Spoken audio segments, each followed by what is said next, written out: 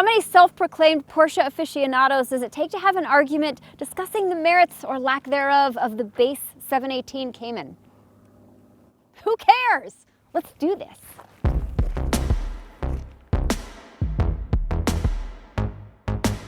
The Porsche Cayman comes standard with a 2-liter turbocharged flat-4 boxer engine.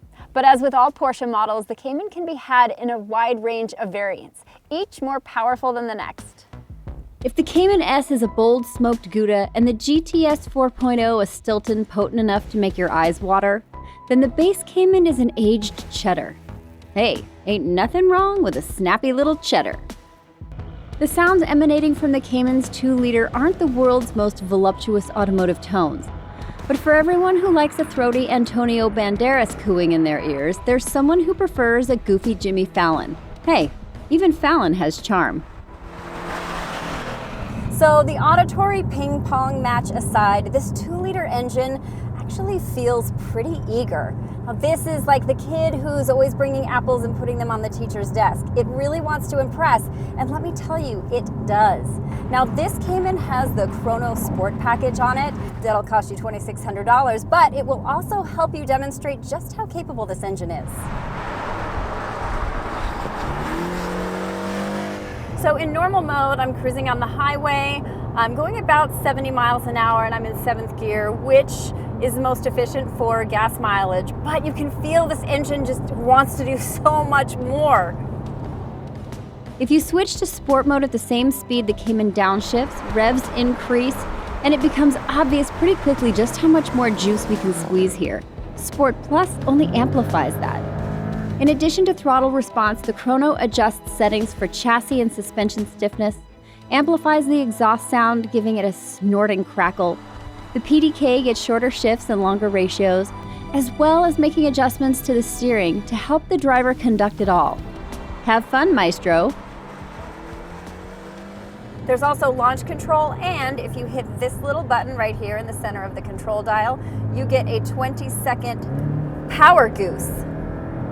It is a great time to be alive.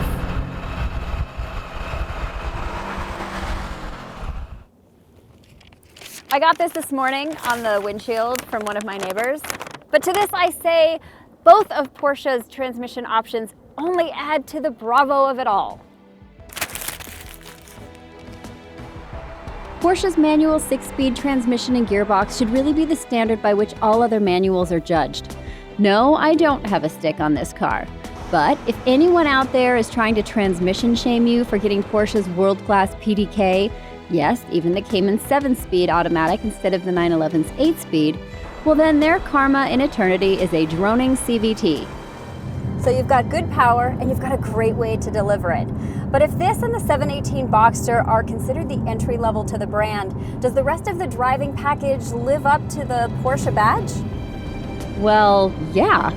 Thanks to the mid-engine's placement, this car's got great balance. Turns in the Cayman make you feel as smooth as Lindsey Vonn in a Super G. The upgraded 235/40 Pirelli P0s up front and 265s in the rear adhere to the road in white-on-rice fashion. This thing wants you to absolutely flog it in the canyons, and it'll do so really gracefully and without ego while you figure out what it's capable of and what you're capable of as a driver. Look, you're probably not Hurley Haywood behind the wheel, and that's okay. You know what, if you think you are, well, you're probably not. Porsche's standard brakes are more than adequate with this engine. Now you can upgrade to Porsche's ceramic brakes, but in this package, I really don't think you need to. The suspension settings in Sport Plus don't feel spine compressing. They're stiff enough that you have firm control, but they're also compliant enough that you don't feel like you need to go to Dr. Feelgood after a drive. This example I'm driving includes PASM, which is Porsche's active suspension management system that drops the height of the car 10 millimeters for less drag.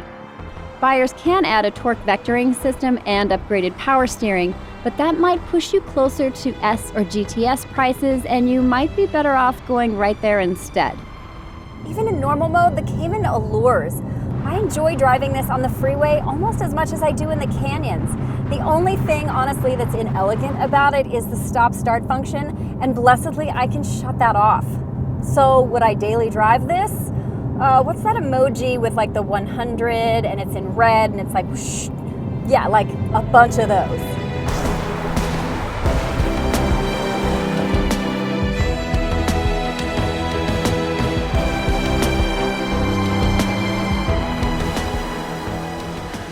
If you are looking at the Cayman as a daily, then EPA numbers should interest you. So here they are. But even with those inoffensive gas mileage numbers, is daily driving a two-seater sports car really all that practical? With the Cayman, you get a lot of everyday creature comforts. Standard features include filtered climate control, 18-inch wheels, LED daytime running lights, and your first standard maintenance check at 10,000 miles. If you're worried about utility, the Cayman has more storage than you might expect, with the added bonus of your friends never asking you to help them move. Somebody asked me if you could fit a set of golf clubs in here. Now, I don't know anybody who golfs, so I couldn't find any. But just looking, I'm going to say, unless you're swinging kids' clubs, you might want to move up to the Panamera. Or snap your clubs in half, like Caddyshack style. Other golf club carriers might include the Corvette C8, which holds up to 2 sets of clubs, the Mustang GT350, or the Toyota Supra. No clubs in there either. If your rectangular Lemming carry-on doesn't fit, Porsche makes a set of luggage that's made just for this car. But a more flexible duffel bag or even 2 work just fine. Speaking of the luggage, I would be doing you a huge disservice if I didn't talk about the bevy of options. If you've never been to the Porsche website, go there now and configure a car. It's so much fun. But before you head to Porsche.com, if you're enjoying this video, well, Micah and I have one out every Monday and occasionally on Thursdays. So head over to the Kelley Blue Book YouTube channel and subscribe. You know, I can't decide who's better looking, the real Micah or this hunk. Fist bump, buddy. Porsche's option sheet reads like the Cheesecake Factory's menu, full of yummy things that may or may not be good for you. There are myriad wheel options, a Skittles bag worth of paint colors, and upgrades to things that you didn't even know were upgradable. Did you know that you can have the climate control panel painted to match the outside of your car? Go on, keep configuring. I'll wait. Mine took a half an hour. The interior of the Cayman isn't chintzy, but it's not exactly bespoke either. So if plastic is not your material of choice, then head back to that option sheet because Porsche will literally cover everything in leather, including the steering wheel column and even your sun visors. So trim bits can be had in wood, carbon fiber, or brushed aluminum if you prefer.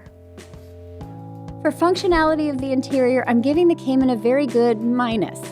It comes standard with a 7-inch touchscreen and the right number of physical buttons, so when you're driving, you don't have to look away from the road if you need to adjust anything. And look, Ma, even cup holders. Apple CarPlay is available, but sadly no Android Auto. That's what the minus is for. The navigation system on the Cayman costs extra too, and even though Porsche's system is one of the most intuitive in my opinion, for the huge discount, I'd stick to Apple CarPlay. Porsche seats are some of my favorite in all of Carland. You know, if I could, I would put these in everything that I own. They're easy on your booty for the long haul or the short hop, and if you upgrade, you can get your heat on. Okay, I have been asked how this works with a taller driver. I happen to have a 6'3" dude.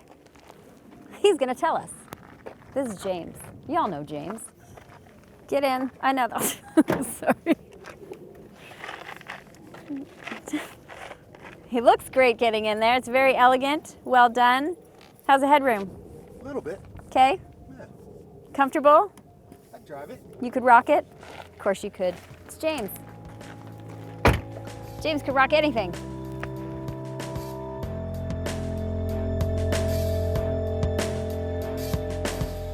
The Cayman doesn't come with much in the way of standard dynamic safety features, but it does have a front and rear parking assist and the rear camera. You can upgrade and get adaptive cruise control that's only available on the PDK, not the manual. It does have a stop-start function, but only to 19 miles per hour. There's an available blind spot warning too, which comes in very handy in a low roof sports car, but I have to say the visibility in here is not that bad. There are Mazdas that are worse than this. By comparison, the Cayman is very livable when it comes to seeing outside of your highly personalized Porsche. Pricing on the 718 Cayman starts at around $58,900, including a destination charge. And the S will pry almost $72,000 out of your hands. And that's before using the Build a Porsche website. While pricing on the GTS isn't available at the making of this video, we at Kelley Blue Book think it'll come in near the high 80s. As you know, if you've just made your perfect German fun machine, those base numbers can skyrocket quickly depending on what you add.